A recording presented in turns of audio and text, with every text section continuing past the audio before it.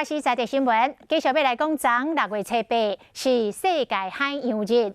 环保署甲海洋科技博物馆共同来举办环境教育的暑期活动，希望小朋友自细汉就来培养着海洋保育的观念。海底美丽景色需要你我做伙维护，这是澎湖科技大学提供的画面。水中乌蝶、蝶鱼、角蝶伫海中伫游的景色，只要伫南方四岛保护区，就会使看到遮水的水底世界。澎湖馆境内嘛，希望讲会使禁止掠酸路带鱼类、甲有卵的毛蟹以及马尾，希望讲会使达到海洋资源的保养。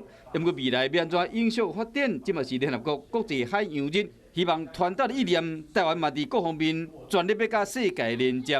保育作为，嘛希望讲会使进一步的提升保护咱的海。多认识这些环境，那以后自然就会爱护这个环境。从亲近海洋，然后去认识海洋，然后到最后他可以爱护海洋。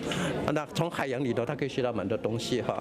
环保署甲各单位配合，连续举办5场环境教育暑期营队活动，希望和海洋环境的教育、减少食物、气候变迁等等议题，或者囡仔自细汉就去关心。休热期间会使哪耍哪学，嘛互家长做伙参加，建立环保的意识。透过暑期营队，培养对保护环境的重视。